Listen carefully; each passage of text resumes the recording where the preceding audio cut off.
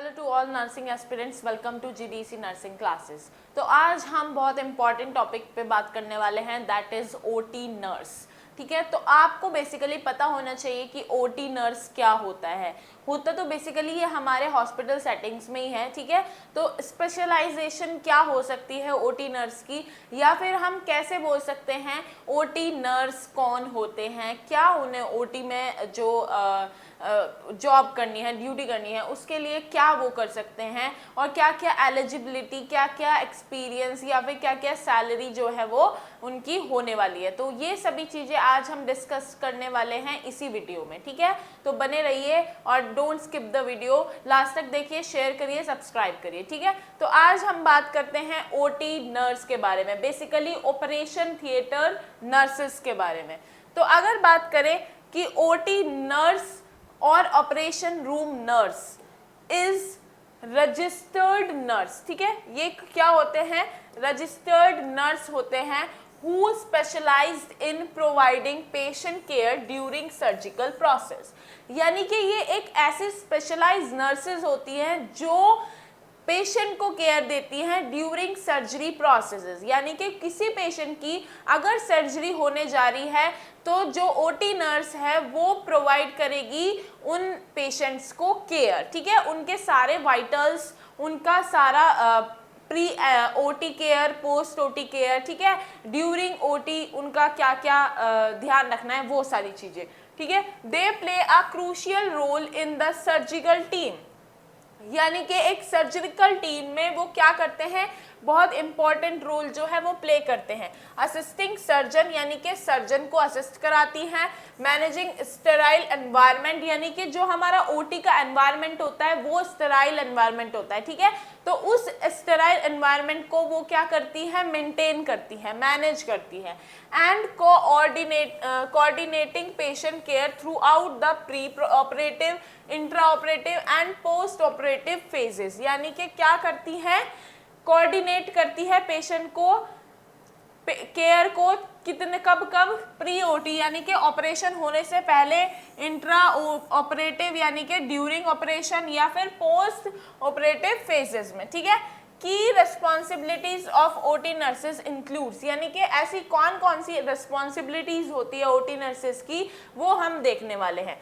तो patient assessment and preparation, सबसे पहले पेशेंट का असेसमेंट और उसकी प्रिपरेशन, तो हम देखने वाले हैं इस के अंडर क्या क्या चीजें होती है। तो इवेल्युएटिंग द पेशेंट्स कंडीशन, सबसे पहले जो नर्स है, ओटी नर्स है, वो क्या करेगी, पेशेंट की जो कंडीशन है उसको देखेगी। एड्रेसिंग कंसर्न, यानी कि जो भी कुछ अगर उनको लग रहा है, किसी के बारे में कुछ कंसर्न लग रहे हैं, वो करेंगी।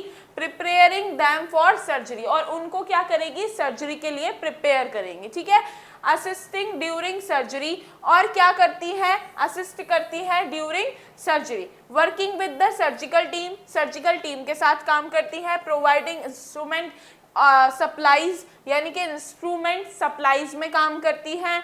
Other assistance during the procedure, और प्रोसीजर के टाइम पे असिस्टेंस भी कराती है। Next, maintaining a sterile environment, कि वो क्या करके रखती है, स्टेराइल एनवायरनमेंट करके, यानी कि कहीं से कोई इन्फेक्शन ना आ जाए, बैक्टीरिया, माइक्रो ऑर्गेनिज्म, ये सब कुछ ना आए, वो उनका रिस्पॉन्सिबिलिटी होता है। तो मेंटेन करती है स्टेराइल एनवायरनमेंट। ठीक है, तो अगर बात करें कि ensuring the operative room is clean and sterile to prevent infection, यानी कि वो उनको एंश्योर करना होता है कि जो ओटी है वो क्लीन होना चाहिए, स्टेराइल होना चाहिए। क्या प्रिवेंट करने के लिए, इन्फेक्शन प्रिवेंट करने के लिए। ठीक है, नेक्स्ट अगर बात करें कि मॉनिटरिंग वाइटल साइंस, यानी कि जब पेशेंट का ओटी होने वाला होता है तो उससे पहले क्या होना है, मॉनिटर करने हैं क्या, वाइटल साइंस। और वाइटल साइंस में हमारे आते हैं blood pressure, temperature, heart rate, pulse rate, pain. ठीक है, ये सारी चीजें जो हैं, और कुछ इन्वेस्टिगेशंस भी होती है। ठीक है, तो वो सारी आपको क्या करनी है, मॉनिटर करनी है बिफोर प्रोसीजर। तो continuously monitoring the patient vital sign during the surgery to detect any anomalies, यानी कि कोई अबनॉर्मैलिटी ना हो जाए या कुछ गड़बड़ ना हो जाए, इसीलिए जो ओटी नर्स है वो कंटिन्यू वाइटल साइंस जो है मॉनिटर करती रहती है पेशेंट के। ठीक है। नेक्स्ट अगर बात करें प्रोवाइडिंग पोस्ट ऑपरेटिव केयर की, जो नर्स है, ओटी नर्स है, वो क्या करती है, प्रोवाइड करती है पोस्ट ऑपरेटिव केयर, यानी कि जब ओटी खत्म हो जाता है, सर्जरी खत्म हो जाती है, तो उसके कुछ टाइम तक हमारा जो पेशेंट है वो पोस्ट ओटी एरिया में रहता है। तो जो ओटी नर्सेज है वो क्या करती है, पोस्ट ओटी केयर जो है उनको प्रोवाइड करती है। तो supporting the patient after surgery, यानी कि पेशेंट को सपोर्ट करती है सर्जरी के बाद। मॉनिटरिंग देयर रिकवरी, यानी कि जो उनकी रिकवरी हो रही है उसको पूरा मॉनिटर करना। And administration medication as needed, और अगर कोई मेडिकेशन की जरूरत है तो वो उनको देना। नेक्स्ट अगर बात करें कि एजुकेटिंग पेशेंट एंड फैमिलीज, यानी कि पेशेंट और जो उनकी फैमिली मेंबर्स है ड्यूरिंग ओटी, या माइनर हो या मेजर हो, जो फैमिली मेंबर्स है वो कंसर्न होते हैं अपने फैमिली मेंबर के लिए या पेशेंट के लिए, क्योंकि जो फैमिली मेंबर है उनको समझाना और पेशेंट को भी समझाना, यानी कि काउंसिल करना, वो एक ओटी नर्स की ड्यूटी होती है। ठीक है। तो providing information about pre and post operative care and answering question, यानी कि जितने भी पोस्ट ऑपरेटिव और प्री ऑपरेटिव रिलेटेड इंफॉर्मेशन है वो सारी पेशेंट को और उनकी फैमिली को जो है वो बताना क्या होता है, ओटी नर्स की रिस्पॉन्सिबिलिटी होती है। और जितने फैमिली मेंबर्स हैं अगर वो कुछ क्वेश्चन कर रहे हैं तो उनका आंसर करना भी एक उनकी रिस्पॉन्सिबिलिटी होती है। ठीक है। नेक्स्ट अगर बात करें कि कोऑर्डिनेशन एंड कम्युनिकेशन, यानी कि कोऑर्डिनेशन और कम्युनिकेशन भी उनकी एक रिस्पॉन्सिबिलिटी है। तो working with other health care professional to ensure smooth and patient care, यानी कि वो डॉक्टर्स के साथ काम करती है और एनेस्थेटिक्स जो होते हैं उनके साथ काम करती है। बहुत सारी मेंबर्स जो है हेल्थ केयर प्रोफेशनल की, तो उनके साथ काम करती है। तो उनके बीच में कोऑर्डिनेशन एंड कम्युनिकेशन होना ये भी उनकी एक रिस्पॉन्सिबिलिटी होती है। ठीक है। नेक्स्ट अगर बात करें कि eligibility to become a OT nurse, यानी कि कौन सी ऐसी एलिजिबिलिटी है ओटी नर्स के लिए, तो you generally need a BSc nursing और जीएनएम।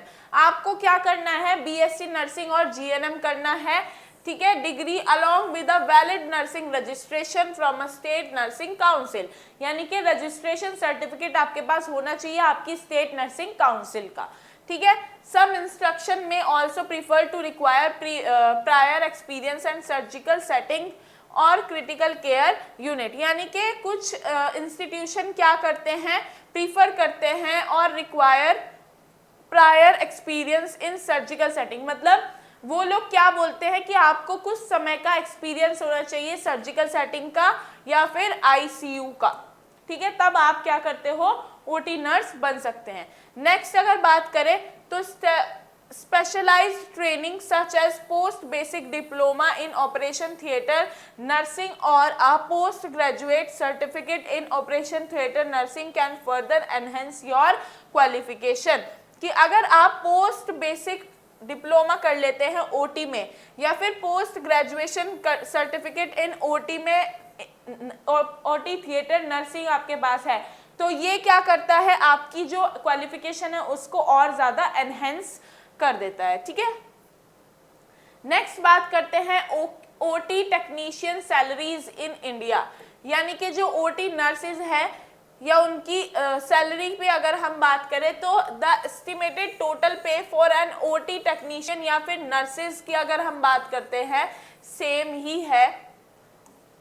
यहाँ पे नर्सेज अगर बात करें तो उनकी सैलरी जो होती है वो 22,500 per month with an average salary of 20,000 per month. ये सैलरी जो है देखने को मिलता है किससे, जो ओटी नर्सेज या टेक्नीशियन होते हैं। ठीक है। नेक्स्ट अगर हम बात करें कि आज जो है हमने बेसिक इंफॉर्मेशन देखी है कि ओटी नर्स कौन होती है, क्या क्या उनकी रिस्पॉन्सिबिलिटीज होती है, क्या क्या उनको करना होता है। ठीक है। तो बेसिकली आज जो है हमने बात की थी ओटी नर्सेस के बारे में। तो बने रहिए जीडीसी नर्सिंग क्लासेस के साथ इन्हीं तरह की इंफॉर्मेटिव वीडियोस के लिए, और आप हमारे साथ जुड़ सकते हैं व्हाट्सएप, टेलीग्राम और इंस्टाग्राम चैनल से भी। थैंक यू वेरी मच, मिलते हैं नेक्स्ट वीडियो में।